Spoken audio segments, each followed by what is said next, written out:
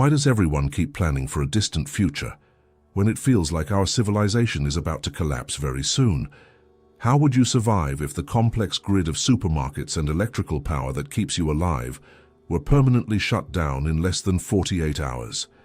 I'm going to prove to you that mathematical data has already charted the collapse of our way of life and show you exactly how this irreversible process has already begun. Humanity has always been obsessed with its own end. We listen to ancient prophecies, Mayan calendars, and the predictions of Nostradamus. We love to feel a little bit of fear, but deep down, no one has ever truly believed it. The apocalypse has always been a Hollywood script, something distant and abstract that happens on a screen while we eat popcorn in a comfortable movie theater. We have grown accustomed to thinking that our society is an unsinkable ship, too big, too complex, and too technological to simply disappear. The thing is, mathematics has no feelings, and physics has no hope. Statistics do not feel sorry for anyone. To see the naked, raw reality, we gathered an absurd volume of global information and processed everything through an analytical tool of unprecedented capacity, Axiom. We threw absolutely everything into it. Stock market reports from the last 100 years, the dynamics of Greenland's melting glaciers, birth rate charts in developing countries, antidepressant consumption statistics, the rate of soil depletion, and even the frequency with which the word war is mentioned in digital media.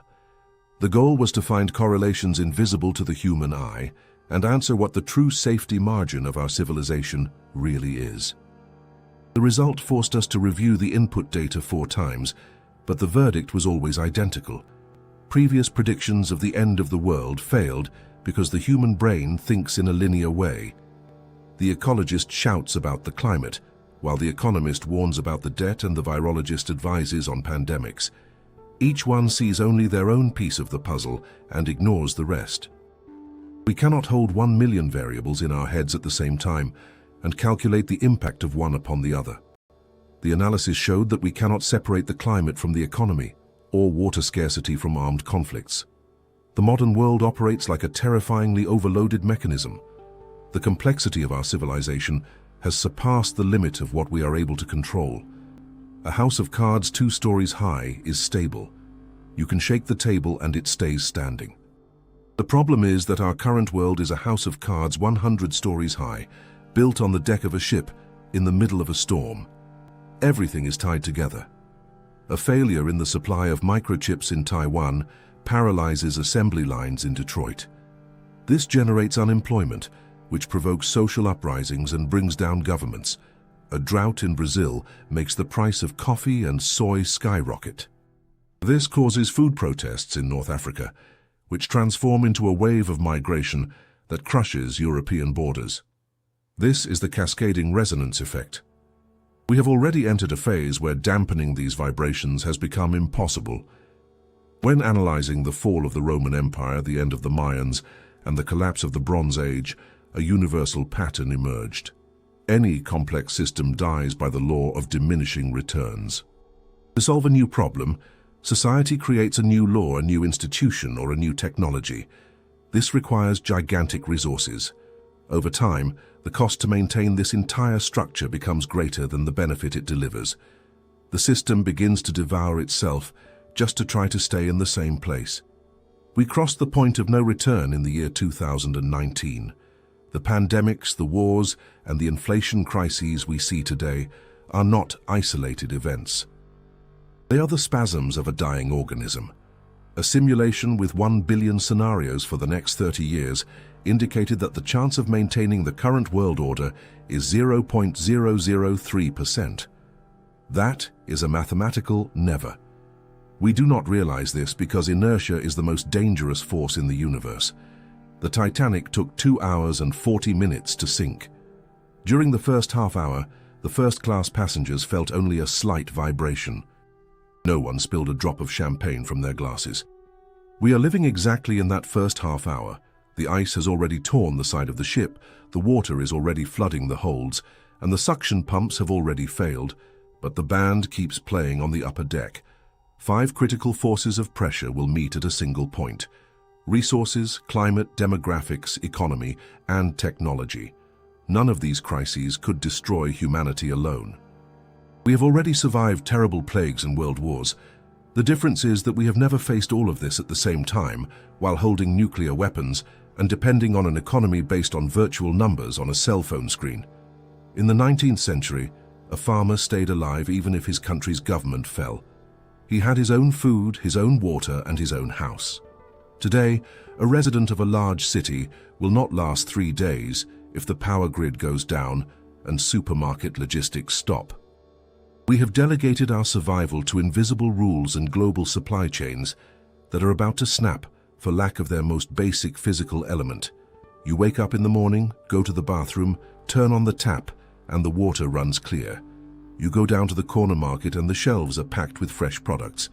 You pull a device made of glass and metal out of your pocket that has enough processing power to guide a spaceship. This comfortable routine creates the false sensation that the material world is infinite. The fear of scarcity seems like just a ghost in history books or an isolated problem in villages on the other side of the world. This is the most dangerous illusion humanity has ever cultivated.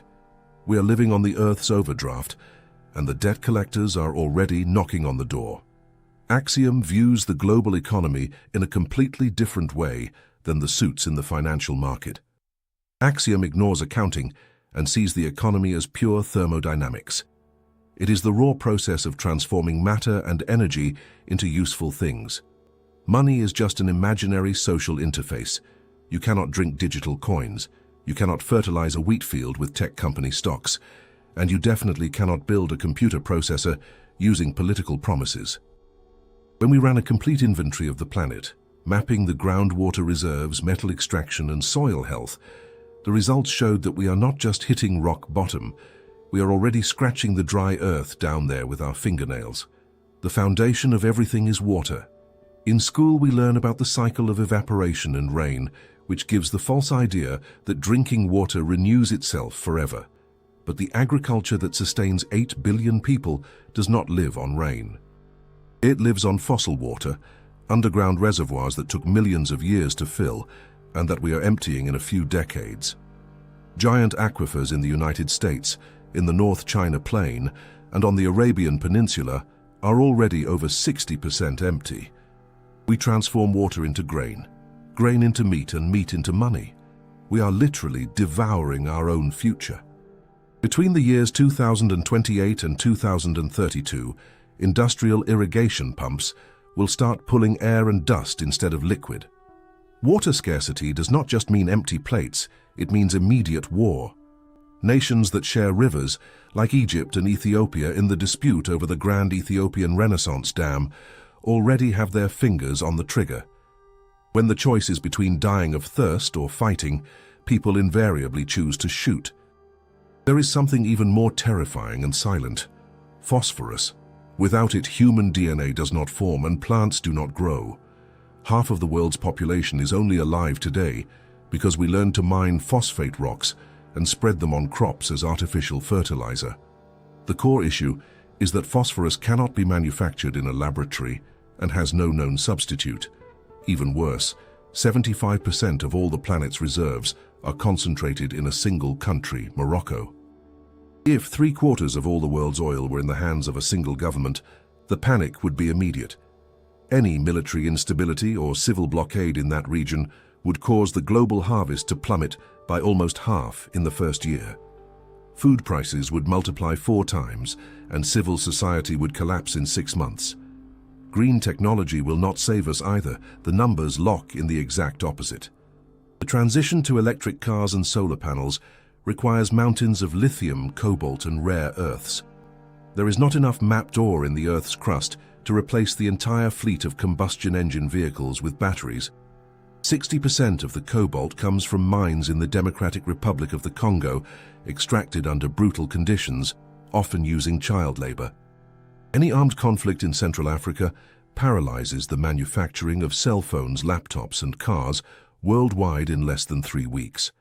We will have true technological segregation, a reality where the elites ride in silent electric vehicles while the rest of the population goes back to burning wood and coal to try to survive the cold. Even common sand is running out. The sand from the Sahara is useless for civil construction because wind erosion leaves it too round and smooth to bind in cement. We need the rough sand from the bottom of rivers and beaches. Consumption is so accelerated that armed mafias are already killing each other for control of dredging territories in India and Vietnam. Soon, we will have no way to build new houses or even repair the infrastructure of existing buildings. All of this boils down to an energy return barrier. A century ago, the energy spent to drill a shallow oil well yielded 100 barrels of easy profit. Today we have to drill rocks at the bottom of the frozen ocean or melt highly polluting tar sands. We spend the equivalent of 1/3 of a barrel of energy just to manage to extract one new barrel. The effort devours the reward. When the cost to mine any resource becomes greater than the benefit it delivers, the era of cheap consumption simply turns off the lights. The population mathematics of the Earth supports with relative comfort about 2 billion people consuming at the standard of the current middle class. We are 8 billion squeezed against the limits of a spherical planet that has nowhere left to expand. To maintain urban comfort and suck the last drop of ore from the soil, we are pushing the industrial engines to the absolute extreme, overheating the entire machine. All of this rampant burning unlocks a threat that attacks the human body long before we feel hunger. Ask anyone on the street what their biggest fear is regarding the climate. The answer usually involves a stuffier summer or the loss of polar bear habitats. This view is moving, but completely naive and disconnected from the true scale of the threat. We have gotten used to treating the atmosphere as a mere backdrop to our lives, a theater set that might get a little harsher every now and then. For Axiom, the atmosphere acts as a thermal engine of colossal power, not a backdrop, and we have just broken the speed regulator of this engine while continuing to step hard on the gas pedal. The term global warming has become obsolete and even misleads people. What we face now is absolute climate chaos, the breakdown of the basic cycles that keep the Earth functioning. Most people believe that the climate changes in a predictable straight line. They think that if the temperature rises 1 degree, the days will just be 1 degree hotter. Nature does not work like that. The climate operates through aggressive feedback loops. It is like pushing a giant rock to the edge of a cliff. At first it is heavy, it requires a lot of force. Then it gets easier and suddenly the rock rolls downhill on its own and nothing can stop it. We have already pushed the rock into the abyss. The first defense mechanism to fall is the Arctic albedo effect. The white ice acts as a giant mirror that reflects sunlight back into space. When this ice melts, it reveals the dark water of the ocean, which absorbs the heat instead of reflecting it. The more heat the dark ocean absorbs, the faster the remaining ice melts. It is a perfect vicious circle. Projections indicate that the Arctic will be completely ice-free during the summer in a very short span of time. This means that the planet's air conditioning has broken. Without this ice cap, the wind currents that regulate rainfall and the seasons of the year will stall. The seasonality we know will disappear. If a heat wave arrives, it will stay parked over a region for months, burning everything. If rains come, they will not stop until entire cities are washed away by the mud. Beneath the frozen surface of Siberia and Canada, there is a hidden monster that makes our industrial pollution look like child's play. The permafrost, the soil that should be permanently frozen, is melting at an accelerated rate. Inside it are billions of tons of ancient organic matter. When the ice turns to mud, the bacteria wake up, start to devour this matter, and release methane gas. Methane traps heat 80 times more than carbon dioxide. The massive release of this gas will cause the temperature to make entire leaps in a single decade. No plant essential for our survival can withstand this thermal shock. Wheat, rice, and corn evolved in a stable climate. When thermometers pass 35 degrees Celsius, the pollen of these plants becomes sterile. The ear does not form grains. Half of the world's food simply will not grow. There is a climate threat that attacks the human body directly, ignoring any technology. It is the biological limit known as the wet bulb temperature. Our body is an engine that needs to dissipate heat so as not to break down, and we do this through sweat. However, if the air humidity reaches 100%, sweat cannot evaporate. The cooling mechanism stalls. At a wet bulb temperature of 35 degrees Celsius, a perfectly healthy person, sitting in the shade, drinking water and resting, dies in a maximum of 6 hours. The internal organs cook at the body's own temperature. Densely populated zones in India, eastern China, Southeast Asia, and large parts of Africa and Brazil will become physically uninhabitable for mammals for several weeks a year. And it is no use thinking that air conditioning will save anyone. The power grids will not withstand the simultaneous demand of millions of devices running at maximum power, and transformers will melt in the streets. We are talking about 3 billion people living in zones of imminent death. The ocean has also stopped protecting us. Gigantic currents like the Gulf Stream, which carry warm water from the equator to heat Europe and the Americas, are clogging up. The melting of Greenland dumps so much fresh, light water into the sea that the current loses the strength to sink and circulate. The paradox is that Europe could face brutal winters similar to Siberia's, while the equator boils until it bubbles. This clash of opposing temperatures will create colossal superstorms. We built our ports and coastal metropolises, counting on the calm sea of the 20th century. Cities like Miami and Shanghai will discover that retaining walls are useless because seawater will invade from underground, destroying the asphalt from below and salting the drinking water reservoirs. Insurance companies have already understood this and are abandoning coastal areas. Without insurance, the value of properties plummets to zero, evaporating trillions in wealth overnight. The laws of physics do not accept government bailout packages. Fire burns and water rises. When the earth beneath your feet turns into mud or scorching sand, you do not sit around waiting for rescue. You run with the clothes on your back to wherever you can still breathe. And when billions of desperate people start marching in the same direction, no steel border can stay standing. The colorful lines of world maps on school walls have always lied to us. The geographical shape of blocks with pretty names like France or Japan only makes sense in the heads of those living in modern comfort.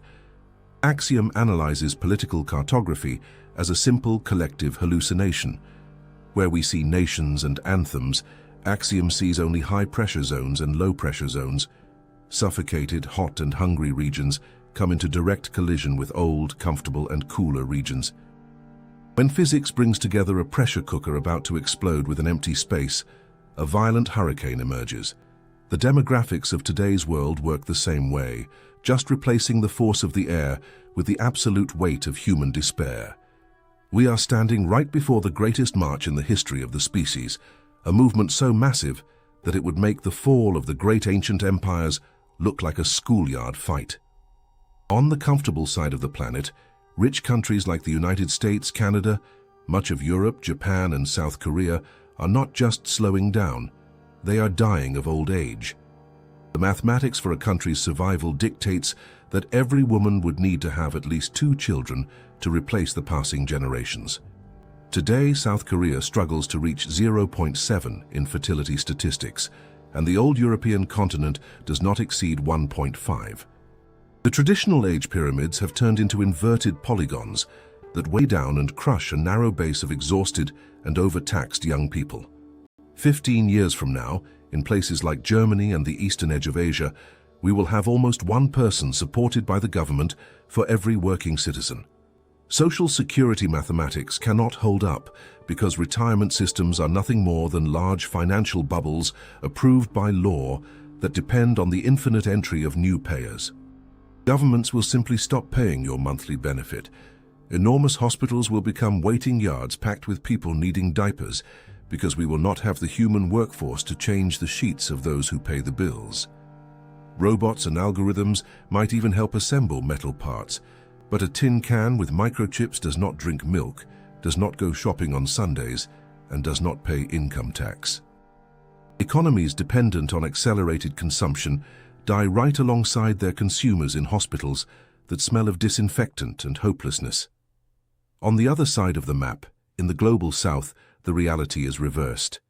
In the Middle East, in South Asia, and in gigantic African blocks like Niger and Uganda, the average age drops to 15 or 16 years. There is a ticking time bomb pulsing in these areas. They are millions of healthy young people, with their lungs full of strength and their blood boiling. However, they do not have access to solid jobs.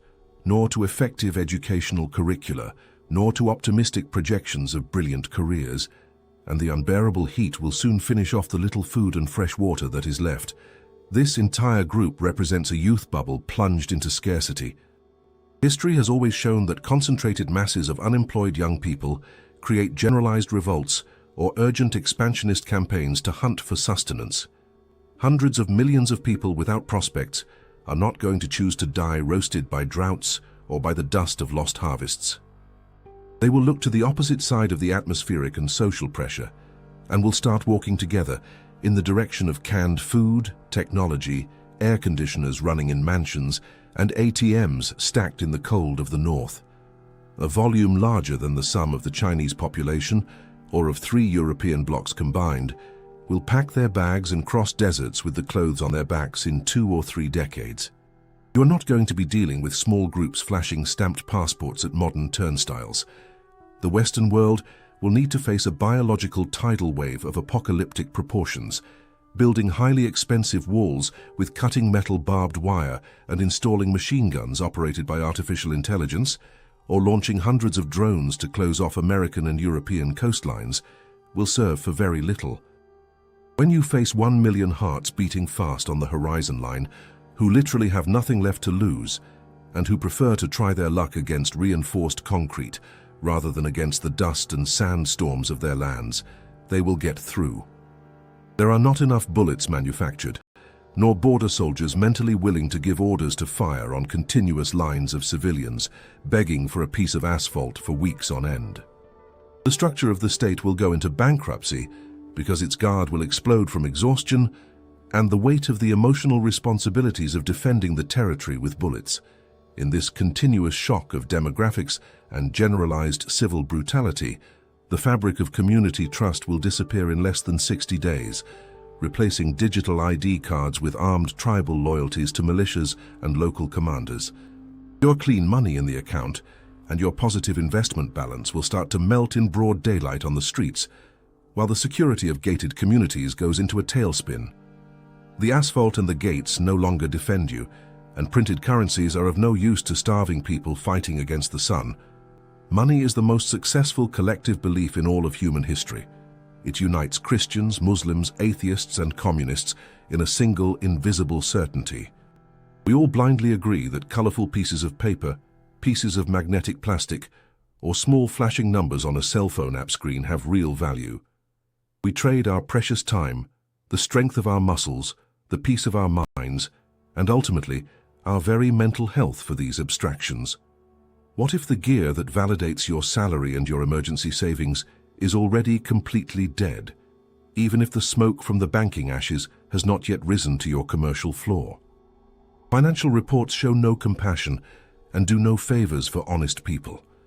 When we submitted the architecture of the global financial system to Axiom, it pointed to a brutal flaw equivalent to an attempt to divide by zero. We instructed the machine to find properties that had tangible and real material value, far beyond the nominal price pinned on the stock exchanges. The system's answer proved that 95% of all current global wealth is nothing more than a grand collective hallucination. Most of the fortunes that sustain cities are made up of debt, derivative financial instruments, and future bets that can never be paid out in the physical world. In a very short time, your checking account balances will not only suffer from rising prices in supermarkets, they will simply disappear from the map once and for all. The foundation of our financial pride is a sophisticated pyramid scheme that requires the endless expansion of debt to generate new profits. Governments and corporations take out monstrous loans to pay the interest on old debts, pushing the problem forward. The ironic detail is that the Earth's material sources that fed this maddened growth have stopped growing, just as the veins of young labor have also aged in core countries. But the mountain of issued bills keeps rising without pause. The globe today carries an anchor of over $300 trillion tied around its neck. Consider that every man, woman, and child breathing today would need to work together for free for an entire decade just to clear the account with the owners of this infinite invoice. It is physically unviable to pay this interest cost. And when the collection blows its lid, The primal instinct of any country drowning in liabilities is not to save the citizen's small neighborhood bakery, but to plug the official printer into the wall until they devalue the currency to joke levels to pay off the payroll with rotten notes of fresh ink. The atomic bomb of the world economy is silently armed in the bank derivatives market. First-tier banks sign billionaire insurances to relieve their risks and push the policies into other giant portfolios, mixing obscure financial papers into the middle of the payrolls of global pension funds. The size of this shadow casino exceeds the incomprehensible sum of $1 quadrillion. This amount represents many times more than the combined value of all houses, all livestock, all farmlands, and the copper and gold embedded in the earth put together. All it takes is a single sudden movement or a negative balance bursting on the desk of one of the key pieces of this domino in the center of New York to completely paralyze vital negotiations. The brokerage movies of the 80s conditioned us to believe that the stock exchange is controlled by executives in expensive suits, sweating and shouting sell orders into telephones. That no longer exists. 80% of all current daily stock movement is done by high-frequency robot codes that sell papers at the speed of light to profit insignificant fractions of cents on the dollar. But if the hot news of a breached border in the south or the blockage of a crucial water dam breaks on the screens, the programming of these merciless algorithms is not going to negotiate long-term solutions. The computers are instructed to lock their purchases at the first red level of risk detected in the system and wipe all liquidity off the financial map in the very same microsecond of panic. Brokerages are left empty with no buyers available, stock prices plummet to zero at a terrifying pace, and trading is suspended for safety. And then, the nightmare falls into the lap of the ordinary streets. You will be at the corner cafe holding a hot cup when the notifications beep in all the pockets around the table. The banking app that showed your rent fund will wake up blocked or simply with the display flashing zero. The cashier's machine will display an endless interbank communication error, while the small line on the sidewalk, heading toward the nearby ATMs, will pile up in blind desperation to withdraw the old printed paper notes, which run out in 20 minutes without the resupply of armored cars. This rupture of transfers will not take months. The average time from the fall of the first stock market lock to the power outage in the terminals of your favorite market will last exactly 48 straight hours, and absolute social chaos will swallow the safety of middle-class tempered glass doors, where aging cans of beans, black box medicines with no expiration date, liters of treated water, and matches will have a weight in grams far greater than any gold bar. If money is going to melt in your hands in a matter of hours, and the walls of your apartment are not going to protect you from anything, what is left to hold society together? The frightening answer is trust itself. The trust that the voice on the phone asking for help in the middle of the night is really your child's. The certainty that the video of the president declaring a war on the other side of the world is an event that actually happened and not a theater of pixels. The worst nightmare is not becoming poor or going cold, but being locked inside a reality where you can no longer believe your own eyes and ears. This is the exact moment when Axiom decrees that we will enter the stage of total epistemological collapse, the instant when objective truth dies irreversibly and human sanity turns to smoke. Modern civilization was built upon concrete facts and the ability to agree on what is real. But when we throw the absurd evolution of image generators, voice cloners, and text algorithms onto our timeline for the next 5 years, the mathematical result points to a disturbing phenomenon called the information singularity. The fabric of the internet we use every day is already rotting from the inside, dominated by invisible robots that generate almost half of all current traffic in comments, forums, and social media interactions. Very soon, 99% of everything you read, discuss, and hate online will be artificially created by machines programmed to engage your brain through hatred and despair. You will fight in an empty public square, arguing with ghosts of code that intentionally inflame polarization and destroy reputations in seconds, creating the perfect illusion that the whole world has gone mad. This profound isolation will become even worse with reality, manipulated, custom-made for you. The algorithms that today recommend a new pair of sneakers to you will start distorting your view of the world in real time. You and your neighbor might watch footage of the exact same street on your cell phone screens during a neighborhood protest. The machine knows exactly which emotional buttons to push in you. For your screen, it instantly generates the image of a peaceful and just demonstration. But for your neighbor's cell phone, who has different fears and traumas, the exact same event is shown as a violent and bloodthirsty attack on the sidewalk of his house. You lose your common language, you stop understanding each other, and the resident next door ceases to be a different citizen and starts to be seen as an unacceptable monster created by tailored feeds. The streets enter into a blind civil war, paralyzing communities that will mortally hate each other without any army needing to fire a single rifle shot. The weapon of mass destruction of this new era is the zero-latency deepfake. We are very close to the point where the perfect cloning of faces and voices will happen live, during a simple video call, without glitches and without traces. The panic is paralyzing when you answer your cell phone and see the tear-stained face of your family member, using the intimate nicknames that only you two know, and begging for an urgent money transfer so they do not die. The machine scoured a decade of conversations in your email to shape that theater in fractions of a second. You will transfer everything you have in your human desperation, only to discover later that your relative was sleeping in their living room the entire time. This intimate betrayal breaks the backbone of our daily relationships. The fear will ensure that no one ever answers the phone or trusts digital messages again. The tragedy scales fast to the top floor of military power. A fake video with absolute resolution and perfect audio of a rival nation's leader, authorizing a preemptive nuclear strike, appears on the security monitors of stressed generals in the dead of night. The response time to block hypersonic missiles is less than 5 minutes. While experts waste weeks trying to analyze light reflections in the fake recording to prove the lie, the defense radars do not have time to hesitate. A launch order initiated by mistake due to a digital hallucination carries an extremely high degree of probability of melting the planet within the next decade.